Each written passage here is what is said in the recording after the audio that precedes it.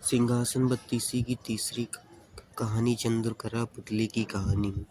राजा विक्रमादित्य के गुणों का बखान करने के लिए उनके सिंहासन से इस बार तीसरी पुतली निकलती है। वह राजा भोग को विक्रमादित्य की भाग्य और पुरुषार्थ की कहानी सुनाती है, जो इस प्रकार है। इस बार भाग्य और पुरुषार्थ के बीच इस बात को लेकर बहस हुई कि उन दोनों में से सबसे बड़ा कौन है। भाग्य ने कहा कि हर किसी को जो भी मिलता है वह भाग्य से ही मिलता है। यह सुनकर पुरुषार्थ कहने लगा कि बिना मेहनत किए कुछ भी हासिल नहीं होता है। दोनों के बीच कई दिनों तक इस बात पर बहस होती रही। देखते देखते बात इतनी बढ़ गई कि दोनों ने इसके समाधान के लिए देवताओं के राजा इंद्र के पास जाने की ठान ली। दोनों इंद्रदेव के पास पहुंचकर इस सवाल का जवाब मांगने लगे, लेकिन मामला गंभीर होने की वजह से देवराज को भी कुछ समझ नहीं आया। फिर देवराज इंद्र ने उन दोनों को राजा विक्रमादित्य के पास जाने की सलाह दी।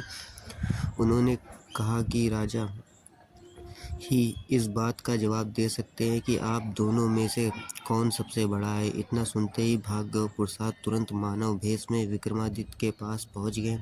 राजा के दरबार पहुंचकर भाग्य और पुरुषार्थ ने अपने झगड़े की वजह उन्हें बताई। उस वक्त विक्रमादित्य को भी उनका कोई उचित जवाब नहीं सूझा। तब राजा ने दोनों से 6 महीने का समय मांगा। इस दौरान भाग्य और पुरुषार्थ के सवाल का उन्हें कोई जवाब समझ नहीं आता। तब राजा सही जवाब की तलाश में अपने राज्य में जनता के बीच सामान्य नागरिक का भेष बनकर घूमने लगते हैं। राजा को काफ़ी कोशिश के बाद भी अपने राज्य में इस बात का सही जवाब नहीं मिलता। फिर राजा भेष बदलकर दूसरे राज्य में जाने का फैसला लेते हैं। ऐसा करते करते राजा कई राज्य पहुंच जाते हैं, लेकिन उन्हें जवाब नहीं मिलता। इस दौरान राजा एक व्यापारी के पास जाकर काम मांगते हैं और कहते हैं कि वो ऐसे काम कर सकते हैं जो कोई अन्य नहीं कर सकता। कुछ दिन बाद व्यापारी बाहर काम के लिए राजा विक्रमादित्य के साथ जहाज से जाता है। कुछ दूर जाते ही अचानक तेज तूफान आने लगता है और राजा एक टापू के पास फंस जाता है। तूफान थमने के बाद जहाज को टापू से बाहर निकालने के लिए लोहे का कांटा उठाना होता है। व्यापारी ने राजा को उसे उठाने के लिए कहा। जैसे ही राजा ऐसा करता है तो जहाज तेजी से आगे निकल जाता है और विक्रमादित्य टापू पर ही छूट जाते हैं। टापू पर छूटने के बाद राजा कुछ देर आगे चलते हैं तो उन्हें वहां एक नगर दिखाई दिया। नगर के गेट में लिखा हुआ था कि यहाँ के राजा की बेटी का विवाह महाराज विक्रमादित्य के साथ होगा। यह पढ़कर राजा चौंक गए और महल में चले गए। वहां पहुंचते ही उनकी मुलाकात राजकुमारी से होती है। कुछ दिनों के बाद दोनों की शादी हो जाती है।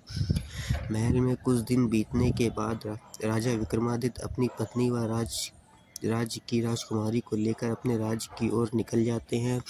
रास्ते में राजा की भेंट एक सन्यासी से होती है। वह सन्यासी चमत्कारी माला एक घड़ी राजा को देता है। सन्यासी ने राजा को बताया कि इस माला को पहनने पर व्यक्ति अदृश्य हो जाता है और छड़ी से सोने से पहले जो भी मांगा जाए वह मिल जाता है। राजा सन्यासी को उपहार के लिए धन्यवाद कहते हैं और आगे बढ़ जाते हैं। राजा महल पहुंचकर राजकुमारी को अंदर कमरे में भेज देते हैं और खुद बगीचे में चले जाते हैं। वहां उनकी मुलाकात एक गायक और ब्राह्मण से होती है। दोनों ने अपने को बताया कि वो इस दिन राजा का सालों से इंतजार कर रहे थे। राजा विक्रमादित्य से पूछा कि ऐसा क्या बात है कि वो सालों से उनकी राह देख रहे थे। दोनों ने बताया कि वो गरीब हैं और सालों से बगीचे में यह सोचकर मेहनत कर रहे थे कि एक दिन राजा उनके सब दुखों को दूर कर देंगे।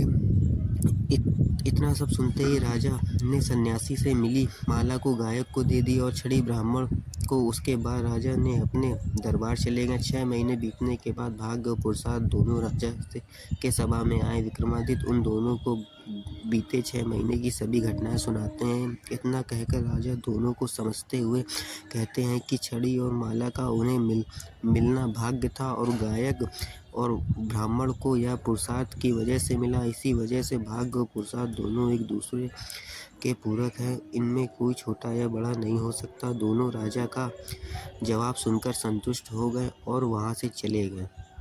इतनी कहानी सुनाकर पुतली राजा विक्रमादित्य के सिंहासन से उड़ जाती है। कहानी से सीख कोई भी बड़ा और छोटा नहीं होता। हर चीज़ और हर कर्म का अपना महत्व होता है।